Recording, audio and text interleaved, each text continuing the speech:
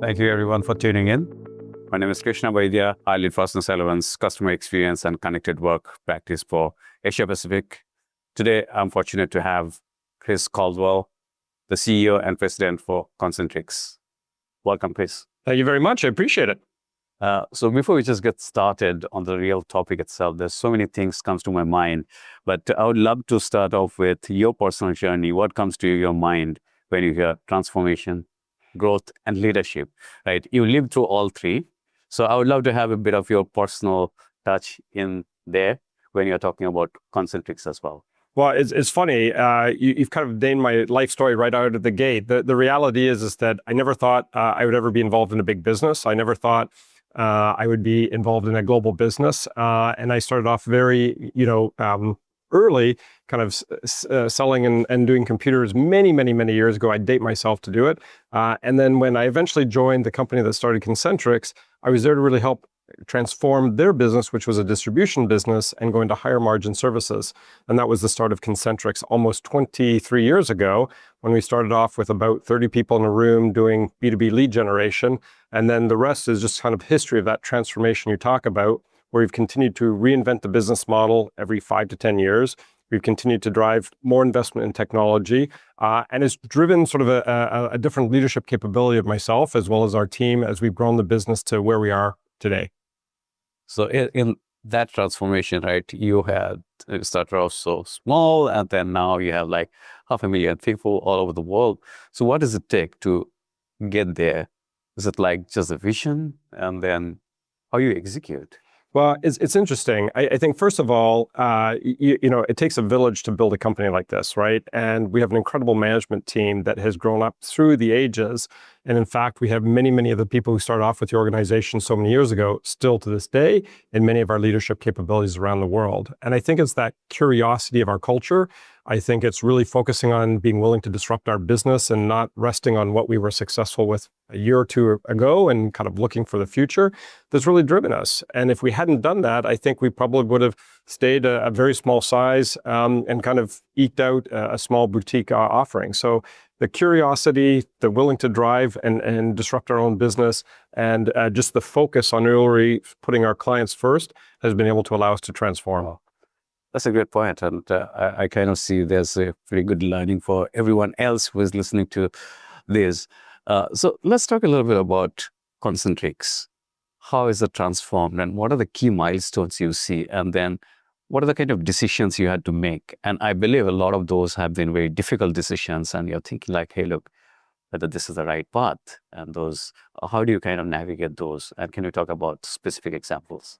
Yeah, for sure. It's very interesting. When we started this business, over 2 decades ago, we really thought of a few kind of key fundamental beliefs around services. And the first one was, at the time, there's thousands and thousands of outsourcers, and we believed that clients were going to pick fewer outsourcers as they grew, because the real value was the intimate knowledge of the domain knowledge of the client. And at the time, that was sort of unheard of. And so we really focused on saying, how can we do more for that client? Even when we only had sort of 30 people starting off. The second thing that we strongly believed was that companies that were large MNCs and companies that wanted to become large MNCs were looking for a partner that could do global business.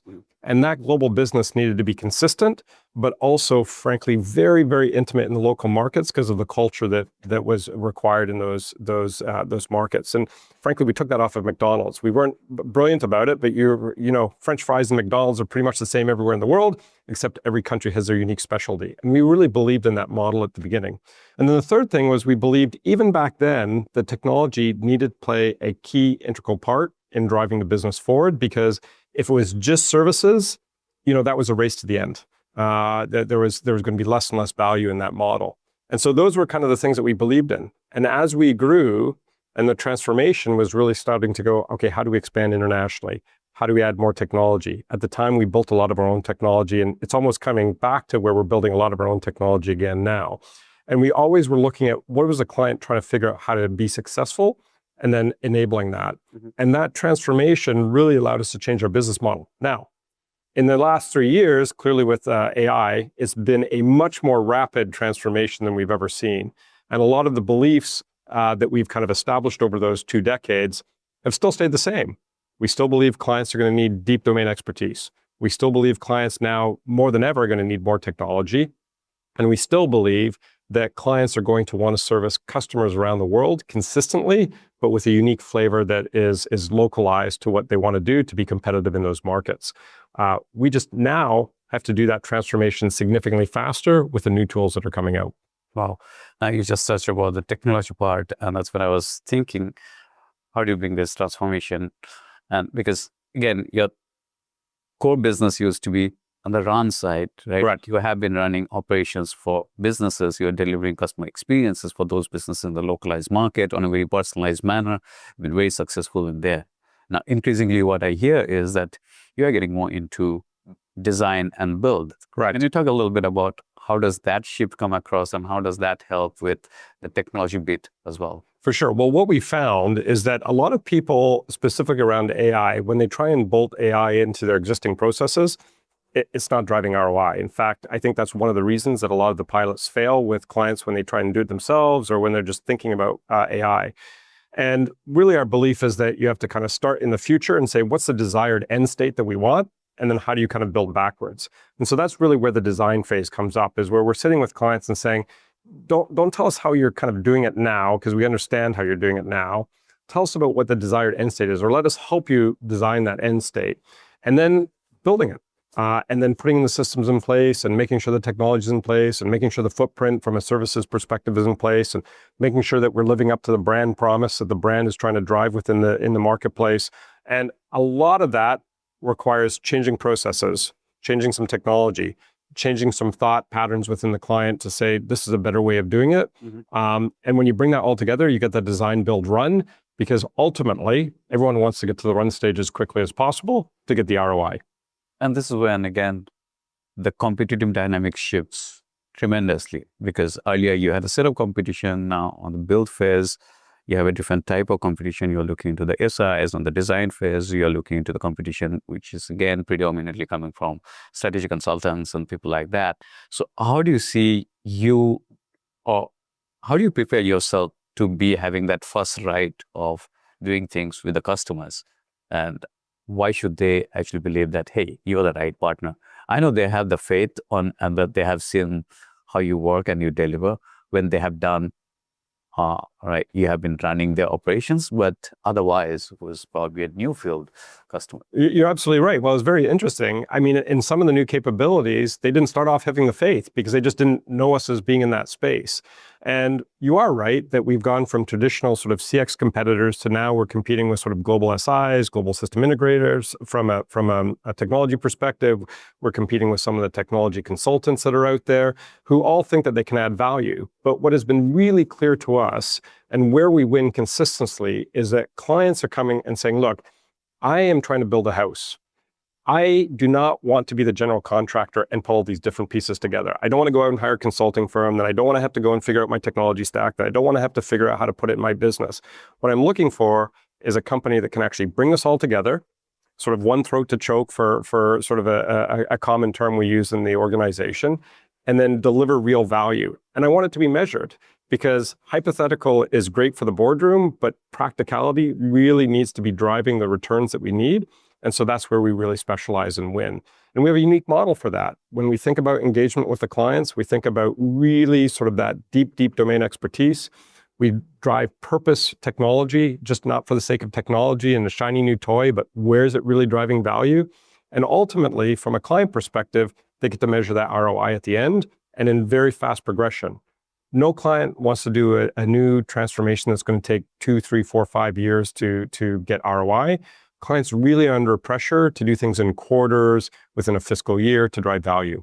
Yeah, I love the analogy of building a house, and that's when I also feel like what you're ending with is analogy of you're changing the tires when you're really racing. Correct. And so in that context, right, do you see like the technology available today, specifically on AI, is kind of bringing that to a rapid enablement in some way, so that you're able to do something when you are that quick return to show, and then if it move on when you are doing the transformative things. Yeah, it's been super interesting around AI. I think people have this misunderstanding that when you put in AI, you suddenly save money and you get sort of outcomes.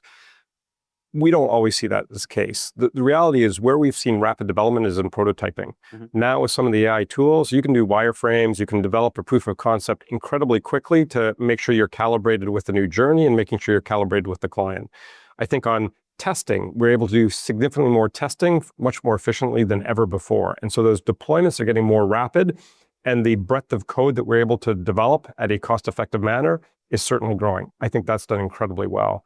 I think from a pure customer experience perspective, there's certain areas where fully autonomous, AI is helping, driving a brand experience. But what it's leaving behind, sort of the very complex transactions, the unique transactions, the moments that matter, are requiring a different type of technology, and that tends to be redesigning the journey and then putting technology to enable that journey. And so it's a different thought. And all of those have different timeframes and also different payoffs, frankly, from a client perspective. From us, it's going in the right direction, but it's not a silver bullet by any stretch of the imagination right now. In that context, what do you believe would be the game changer then? Because again, a lot of people talk about efficiency, a lot of people talk about productivity, getting things cheaper and faster and everything. But then again, I believe we're probably scratching the surface, because end of the day, I really want to see something which I have not really thought about doing it the way I'm possibly able to do today, right? That's how I feel like, we should be talking a lot more about that. But 100% agree with you. 100% agree with you. I think everyone going down this path of trying to cost takeout around AI is missing the real opportunity. I think everyone will get some cost takeout. Hopefully token costs come down by default. And I hope token costs come down, because right now, because of the complexity of the models, are actually going up versus going down. I think the real, if you kind of fast forward 3 to 5 years, it's about having unique customer journeys for everyone tailored to you specifically. And it's about thinking about sort of low token models and thinking about models that are like SLMs that sit on your edge devices and really know who you are, where you control the data. And it's kind of a curated journey of you going through the world with your own private data, with AI enabling that. And I think that's super exciting. And I think the brands that really understand that and really make sure that they focus on that are going to be incredibly successful about driving revenue. If you're just focused on takeout, if you're focused on creating a very generic brand experience, yes, you'll get costs, but you also have no barriers for switching. You'll have a customer who goes, okay, here's the same experience and the same bot that I talked to at this company, is the same bot that I talked to at this company. I can move around very seamlessly and easily. And I think when that starts to take hold, you're going to start to see brands think more about their moats, more about their brand experience, and more about how to drive those really unique relationships with their consumers. But that's, again, easier said than done, right? So what would you tell them? Like, look, this is how you should think about, this is how you should prepare. And I think a bigger piece there is also about change management. I don't think a lot of times we don't necessarily talk a lot about that aspect, and we just think like, okay, slap on this technology, it should be just magic, silver bullet, just works. If only it was. I totally agree with you. I think a couple things. I think, first of all, we are now starting to see brands, and we're working with brands who are really trying to drive unique experiences. We have a sort of a apparel brand that when you engage with the brand, depending on the city that you're calling in, we know all the sports material that you're looking at. We know all the branded merchandise that we can sell you. We know what you like, what you don't like, what type of categories you like. All of that 3 or 4 years ago would have been incredibly hard to do. Now it's all enabled from AI. We also have brands that we're working at that is able to offer multilingual support out of hours, which traditionally you can't do, primarily focused in Europe, where we're able to do that cost effectively, all driven by AI, driving unique experiences for those brands. All of those have, to your point, taken not only kind of deep change management, really understanding what the consumers want, and then enabling technology at the right parts of those journeys. Where we've seen that successful, when clients understand what they're trying to do and they want to work with us in that manner, where there's ownership at the top. You don't have a CEO who says use AI, but then still, doesn't do it themselves or doesn't really understand what they're trying to do. And when that customer journey is owned in multiple parts within the client, from an IT perspective, from a support perspective, from a sales perspective, from a marketing perspective, and they're coming together on that brand journey. When you have that, amazing things happen. Yeah, what you're just saying, it just reminds me of a famous person saying that customer doesn't know what they really want. And Very famous, yes. so I was wondering, like, are you having to educate your clients as well on that direction, that look, what is possible, and also probably bringing those insights from you running the operations, what you find, and then trying to find that, look, this is what the actual issue is. This is what your end customer is trying to settle, and then probably creating a different journey altogether. That's again starting very much on a strategy front, how you should be having conversation with your customers. Absolutely. One of the great benefits of Concentrix that we've really leveraged is the fact that not only do we deal with the sort of largest enterprises around the world, we also deal with sort of the disruptors who are coming into these marketplaces. And on top of that, when you look at our revenue, about a third of our revenue comes from Europe, about a third of our revenue comes from the Americas, and about a third comes from Asia Pac. Very unique in the services business. And so when we meet with clients, we can tell them very definitively, if you're trying to go after this demographic in this market, this is how you need to engage your customers. And by the way, best of class is this. And if you're comparing your business against other businesses, like we had a bank who said, I don't care about my other banking clients. I want to be the best services company. Okay, that's a very different discussion. And we're able to draw on all these different industries, all these different examples. Are you a disruptor coming up? Are you an enterprise client trying to be more nimble and more aggressive in your customer base? We're able to enable that and have those discussions and really help clients through that discussion and journey, which I think is really exciting, because when you get clients who are open to kind of thinking through that, it's really incredible the changes you can drive and how quickly you can get ROI out of the situations. Perfect. And so when you're having all this discussion, and also how quickly the technology is really moving, and there's always a disconnect, there's always a bit of gap, Absolutely. also adoption. So what really is keeping you really super excited, and you think like, look, this is what is really going to create the future of the industry we are in, and really kind of reimagining in some way, maybe, if I can borrow that cliche. Yep. What would that be? Well, it's interesting. Like we often talk about the new realities in our business, and the fact that AI is changing and transforming business models, and is changing and transforming the whole customer experience, engagement, lifecycle, and market. What gets us excited is that this, to us, is a complete greenfield, right? A new market for us, new service revenue growth. A lot of studies have come out that they believe that service industries are going to continue to grow pretty aggressively over the next 3 to 5 years as they kind of get through the churn of what's going on right now. And to us, that's incredibly exciting. New consumption of services, this whole orchestration layer between technology and humans, which we think is going to be very, very big. We think the kind of new experiences you can create that we talked about, like with SLMs and very domain-specific low token usage models, it's a brand new marketplace to us. And that excites us because we really see that as propelling our growth as we continue to build our business. So that's exciting. What keeps us up at night is probably around the security. We still see people putting in AI who haven't thought through security properly.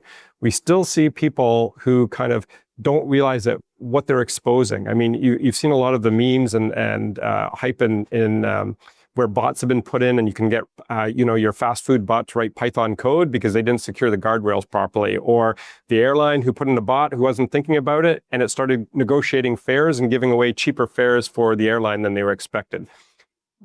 This just is sort of the immaturity, and I think it damages kind of what can actually be done. And I think it also kind of creates this distrust with consumers, where we're already starting to see consumers saying, hey, I want to speak to a human. In fact, in New York last week, I was speaking with a group of investors, about 150 very sophisticated investors who are heavily into technology, private equity funds.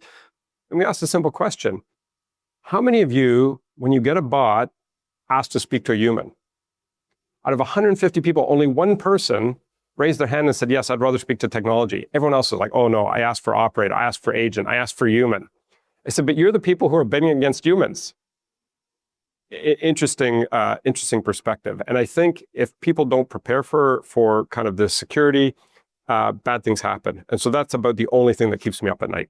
And this, again, I want to amplify a little bit, considering that, look, because I value my time. Absolutely. And then there are times that I don't want to be in calls, or I don't want to be on the waiting queue when I'm dealing with services and whatnot.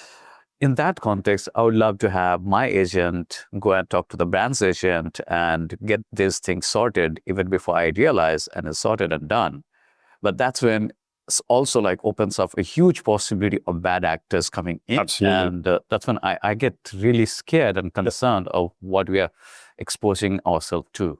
Yeah. Thoughts on that? No, I totally agree. Actually, that's a great point, because most people are thinking from an AI implementation perspective, from the client perspective. But actually, I see the AI enablement of the consumers as being the great equalizer, because no longer is it tied to your time of when you can call a company to complain about a product or get a refund or a service or engage on something. Yeah. Now your bot can do it. And I think customers or clients who don't really understand that or prepare for that are going to get absolutely hammered with the type of volume that can be generated by the bots. I also think from the security perspective, you've seen announcements from Microsoft, you've seen announcements from Google, you've seen announcements from NVIDIA, all around agentics driven to the consumer, including Apple, all around that. And so I think that security from a consumer perspective will get easier and easier for consumers to be more comfortable and more enabled. I also think your point around the whole kind of technology stack has to be thought about a little differently. We think about it in 3 pillars. We think about first, what needs to change in your process so you don't even create any volume of support. Like, wouldn't it be great that when you interact with a brand, you don't need to ever contact them, but you still have a great relationship with them, and they're marketing to you exactly how you want to hear from them and engage with how you want to hear from them? That's the first bucket. So that gets rid of all this volume. Then we think that there's volume that just needs to be fully automated. There's no reason why you should ask where your parcel is. There's no reason where you should, wonder where your delivery driver is. So that needs to get fully automated. Then the last part is where we see more and more growth in volumes. And that's these complex kind of multi-product, multi-service, hey, I've got a query, a question, a moment that matters, where they're looking for empathy, or they're looking for a human to talk to with they're frustrated. No bot is going to appease you that they're listening to you. You want a human to actually tell you, yes, I hear you and I understand your concerns. And so with that last bucket is, how do you enable it with technology so that it becomes the best experience, the most useful experience, and your humans are sort of incredibly productive and able to really focus on what matters. All of this is going to be coming together in sort of what we see in the next sort of 12, 24, and 36 months in kind of steps. And we think that's very, very exciting. And probably when you are relooking into your business or the kind of things you would be doing, how do you actually enable that in a very safe and secure manner? Because I'm just taking that elephant in the room still to be security. Absolutely. Well, we have invested an incredible amount in security, and we've done this for well over a decade. In fact, it's one of our largest, fastest growing budgets is security, especially around generative AI and how content is created and how data is created and manipulated with AI. And when we think about it, that team has sort of 2 components. One is the newest tools, the newest scanners, the very state-of-the-art SOC that we deploy to kind of make sure we had threats, and then the intelligence and what's going on in the marketplace and what's going on with data and everything else that goes along with it. And we have a very robust conversation with the vast majority of our enterprise clients that are CISO level, that are outside of the day-to-day, talking about what are we seeing, what's going on, what are you seeing? And I think that intelligence network will continue to get more and more robust. Clearly, with some of the models that are coming out that are bringing out new vulnerabilities, we've also had to rechange how we think about kind of security patches. It's no longer are you patching sort of once a month, it's are you patching within 15 minutes to 24 hours of when a new update comes out? How are you testing those updates so something doesn't come into your supply chain? All of this has driven a new rigor, but frankly, we've invested very well ahead of the curve on this and really see ourselves as a leader in that space. Awesome. Let me take a different side of things, take a look at the different sides. And in that context, we talk about certain elements should be eliminated in terms of the processes when you're talking about customer service. And then you kind of mentioned about certain elements which should be 100% automated. And then there's this other element where you're reeling in that human touch. Let's take a look at that perspective. And especially in the market, there's this narrative about, hey, AI is going to kill jobs, right? That's probably becoming the poster child of a lot of organizations going after services companies. So how do you see, like, let's take how do you balance like technology, people, and then again, the Wall Street? Well, let's leave Wall Street to the end of that conversation. But look, this is what we see. The reality is that some jobs are going to get automated out. some tasks are going to get automated out. But we're also seeing whole new categories of jobs created. Like if you think about data annotation, we had no one doing data annotation 5 years ago, 3 years ago. Now we have tens of thousands of people doing data annotation. Think of all that programming of the models. When we think of uses of analytics uses continue just to rise and rise and rise of really understanding and giving insights of that data. That's been a very large growth for us.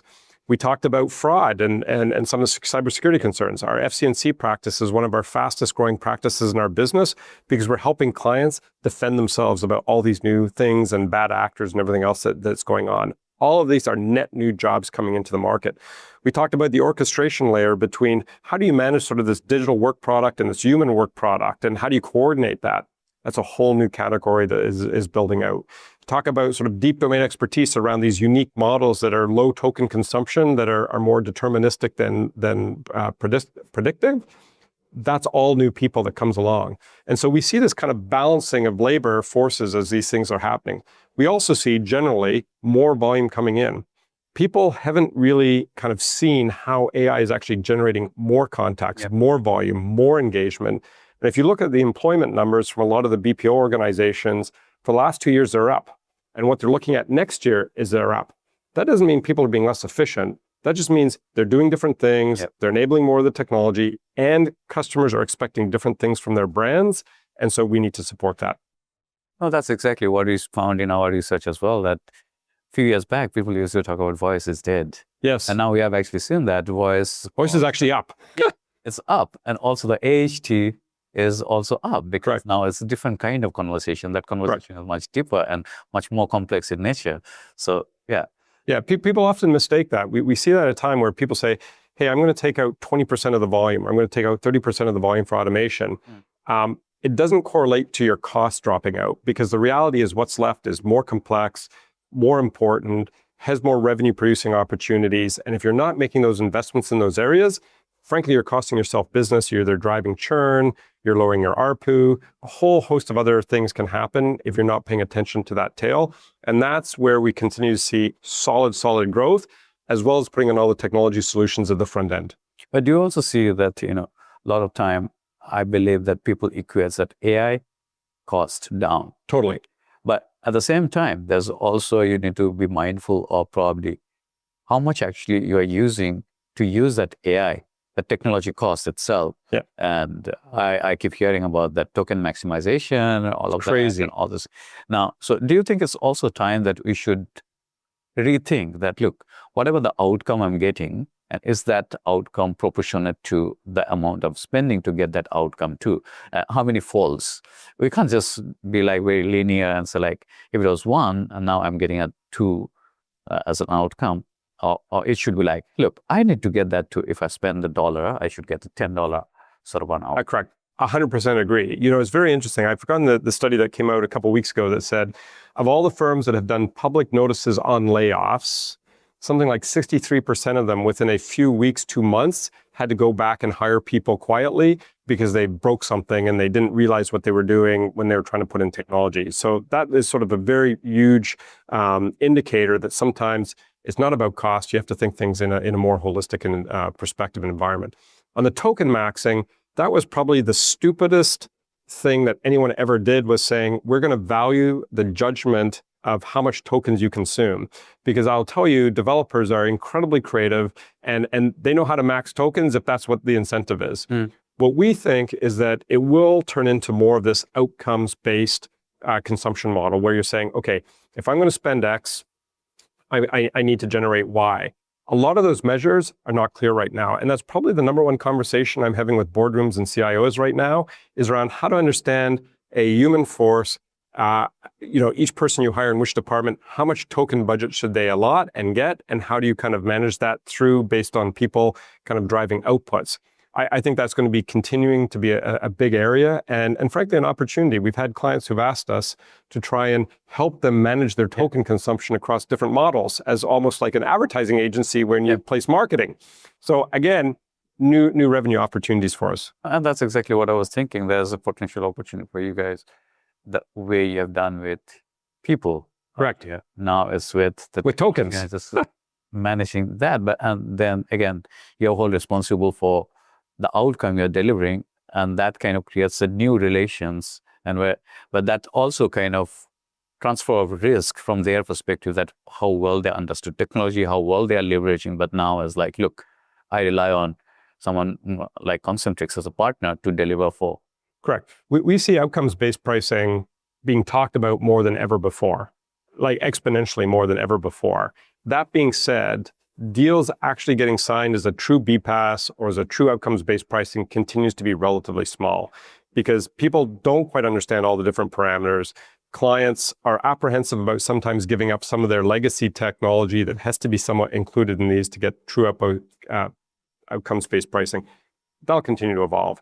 We think it'll get there, and from our perspective, we love it because there's nothing better than aligns the motives of a service player and a client than saying, okay, we're both tied to outcomes. Yeah. We both need to make this successful because then we both benefit from it economically. Now, coming back to the Wall Street question, right? Yes. Now, do you think they are getting this narrative as well, that look how the industry is transforming and probably rewarding in that way? Because sometimes I feel the way we are being looked at, it's kind of skewed to someone who's just probably pure play software AI companies. Yep. In that sense. And there's a race of everyone to be known as, oh, I'm the AI company. But correct. Everyone knows that inherently that you are not necessarily, but there's this race. So No, absolutely. Look, what Wall Street hears and is told time and time and time again is that AI is going to reduce costs. AI, you're going to need less people. AI is going to be this wonderkin invention. And then they point to sort of varying articles that are sort of unique that says, hey, this company laid off so much, all because of AI. I think that's going to continue for another 12 to 15, 16, 17 months as kind of there's a balance of, okay, what's real, what's not real. And vast majority of vast majority of service companies are trading like the lowest that they've ever traded, as sort of a terminal value within 5 years. Yeah. We just don't see that case because nothing supports it from a research perspective. Clients think they're going to spend more on outsourcing in the next couple of years. More technology is making things more complex, needing external help to drive along with it. And what we're seeing time and time again is that when humans are involved in some of these areas in an integrated fashion with technology, you get better outcomes both from a revenue perspective as well as from a cost perspective. And so I think it'll take a while for Wall Street to catch up. Now, obviously, it's switched to SaaSpocalypse or whatever the case may be, and software companies are going and getting disrupted. Our belief, again, is that, yes, some software companies are going to get disrupted. Many are going to continue to foster. We see more clients asking us for more off-the-shelf system of record technology than bespoke technology than ever before. Very contradictory to some of the headlines that you're seeing from a financial perspective. And that's again kind of create a lot of confusion into your potential customer's mind that look, which path they should take. They should just go to pure play software player and then they should just take AI from them and just create something, or they should be looking into what we call that, convergence area. Correct. Whereas like you bring the technology part, you bring the operational expertise, you create something which is supposedly more magical because you know the context well, you know the industry well, and you could probably know the issues they face well and that. So would that be the way to engage your customers? So yeah, we have an incredible conversation with clients, and to your point, some say, well, should I go with a pure software player? Or maybe they've gone with a pure software player. And then we sit down with them and said, well, do you realize that you're paying for spam and you're paying for some of these things that you don't actually pay us for and are now costing you more money? Mm-hmm. And you're a pure software player saying you're getting rid of this amount of volume, but really this is the real data because all they're doing is they're going in a different way and your systems don't tie it together. Or you're breaking a customer experience where you're having a conversation over here, it doesn't work out the way, then you're handing it over to a human and they have to kind of recreate this whole experience, frustrating your customer. These are fantastic conversations to have because what ultimately it starts to get from a client perspective is this need for this integrated philosophy around how to deal with customers, why technology is great here, but how it needs to connect with the rest of the journey. And then for the humans that are involved in the journey, how you need to enable them with technology to really drive high NPS, additional sales, make sure that they don't need to call back again because they've got a great experience and they're all set and satisfied with the product and they're going to buy that product again. All of those things come from the sort of integrated offering. And we're seeing customers really saying, yeah, that's what I want. Goes back to the house analogy. They want a complete house. Yeah. They don't want someone to drop off a bunch of lumber and some wires and saying, have fun, go build your own house. that's just not what we're seeing in the market. Perfect. You've given quite a bit of time, so I'm just being mindful of that. And I'd love to get your thoughts on now when you're looking back at things. And is there something which you'd like to do very differently for the industry as a whole, as well as Concentrix, how things are shaped and how it is shaping the industry as well? That's a great question. You know what?